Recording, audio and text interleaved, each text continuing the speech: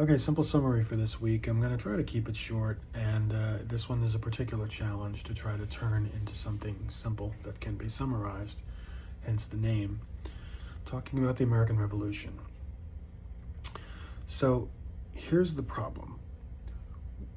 We're used to the events. We know what happened, and we take it for granted that the United States was always going to be independent, and we're used to this country being the richest, most powerful country in the world, and it's hard for us to imagine the United States belonging to another country and not being rich and not being powerful. But that was the state of things in 1770. There was no United States. There were 13 colonies that belonged to the King of Great Britain. And those colonies were increasingly unhappy because of taxation, which we talked about in the previous module. But people still thought of themselves as loyal British subjects. George III was their king. They spoke the language, they shared the culture. England, Britain, however you want to phrase it, was the mother country. And so it wasn't just an automatic, oh, you're going to tax us? Fine, we're going to revolt. It's not that simple. It took a long time.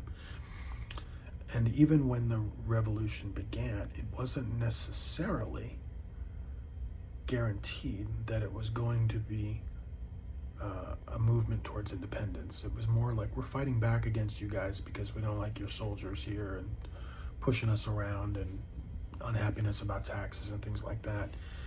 Even when the shooting started, it didn't automatically mean that the revolution was going to mean independence. The shooting started, for instance, in 1775, and if you know anything about American history, we declared war on the 4th of July in 1776. So it wasn't an automatic thing.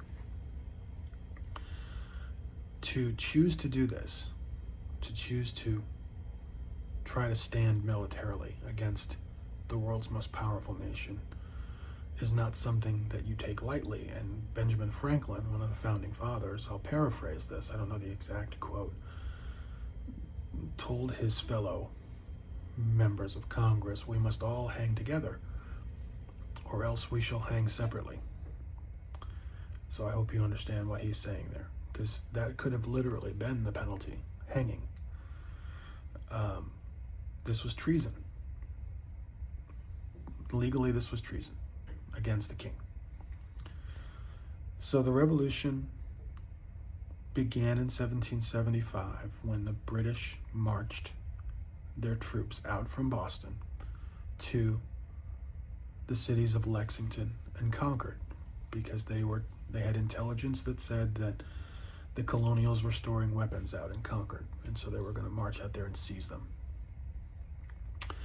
And this is the sort of famous episode where Paul Revere rode to warn people that the British were coming, and that has been, frankly, much exaggerated. There was a poem later on about it. Paul Revere was one of many riders who went out to warn people, and he got captured, like, I don't know, if it was a movie, he got captured in the first 20 minutes. But again, there was a poem about it, so he's the famous one. And also, people kind of knew the British were coming. You don't really need a guy on horseback yelling the British are coming to know when there's an army marching through your town. So I don't know how much value there is in that. The important part of Lexington and Concord is not the guy riding the horse or the warning. The important part is that that's when the shooting started, that they were fired on by American militia. There was no American army yet. And they marched back, and several soldiers were picked off. When you ride that, I used to live in that part of the country, and I used to ride my bike on what's called the Battle Trail. And it's a beautiful place to ride a bike. And certain places you stop, and there's a rock, and with a plaque embedded on it, and on the plaque it says, a British soldier is buried near here. That's the battle trail between Lexington and Concord, and that is the spark that lit the American Revolution. That's when the fighting started. The Congress did exist then. It was called the Continental Congress, and they met in Philadelphia. And they got together and decided that they were going to appoint a commander-in-chief to lead this war effort. And one of the leaders of the Congress was a man named John Adams from Massachusetts, from the state where the shooting had started. And Adams was wise enough to not let this to not let this become Massachusetts against Great Britain, because that's not going to turn out well. He understood that it needed to be all 13 colonies. It needed to be America against Great Britain. And even then, it might not work out. And so Adams proposed that this tall Virginian, who was wearing a military uniform, to Congress, be appointed commander-in-chief. And that Virginian is named George Washington.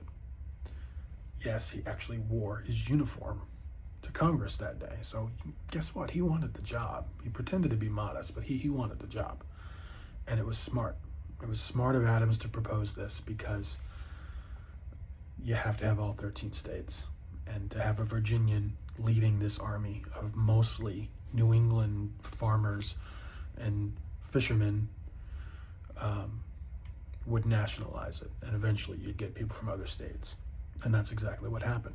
And Washington took command of this army. He accepted the job.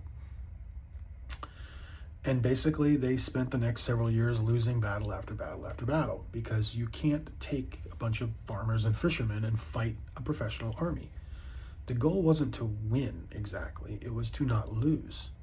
The British would move in, the Americans would fight, the lines would break, they'd run away, but live to fight another day. Not exactly how you want to fight, but that was the choice. That's what they could do. The other way that you win the revolution is to get help. And if you're fighting the British, there's a country out there that would love to help you. They're called the French. They had to be persuaded. They're not going to just throw money at you. They're not going to just put their supplies and their men and ships and guns and whatever else. But once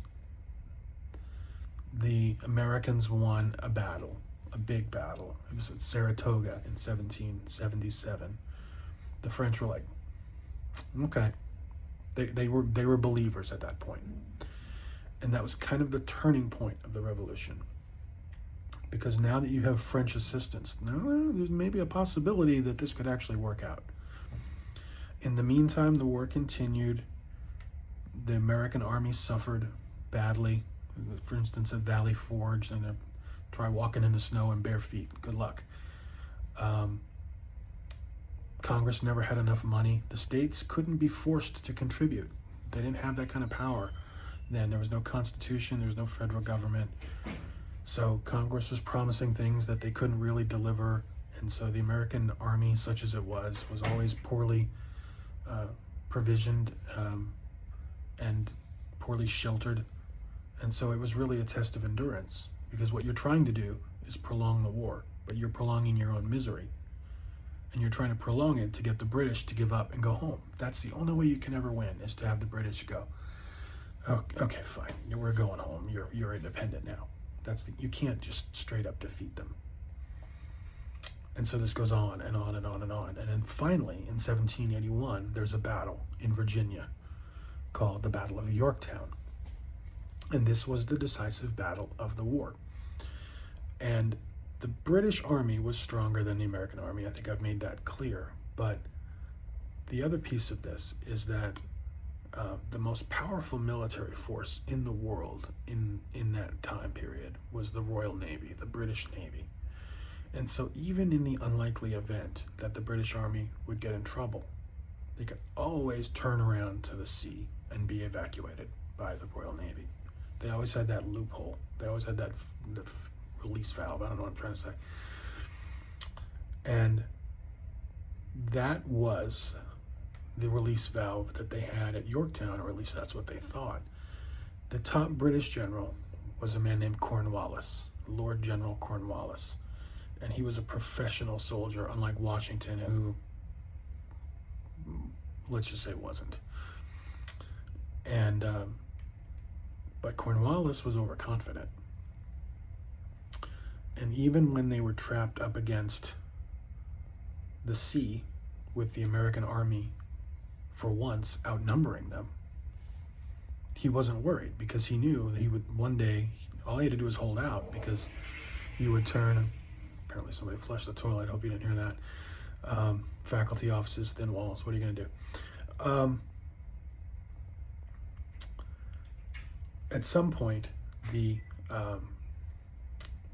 sails would appear behind them on the sea, right? That the Royal Navy would come along and rescue them. And in a way, Cornwallis was right, because at the decisive moment, the sails did appear on the horizon, except they were the sails of the French Navy. They had defeated the Royal Navy at sea for the first time in seemingly forever, and they had shown up just in time. And this was the moment that America won its independence. The British surrendered. They ran up a white flag and they marched out of their encampments, and they marched with their band. And the band, if you've ever familiar with Hamilton, it's actually accurate. They played a song called "And the World Turned Upside Down," because that's what had happened to them. Their world had just turned upside down. The war went on technically for 2 more years until 1783, but that was just to give the people on either side of the ocean time to negotiate and settle the treaty, which was signed in Paris in 1783. But from that moment in 1781 at Yorktown, American independence was assured. So that is the American Revolution in sum. There's not much of a post-credit scene, I guess, except for Washington in New York City at a tavern bidding his men an emotional goodbye before they all went back to their homes, and he went back to Mount Vernon in Virginia. And we'll talk about what happened in the years to follow in the final weekly module. But that's your simple summary about the American Revolution. Write this up, write a summary, answer the questions, and we'll go from there. Make sure you write in your own words. Bye-bye.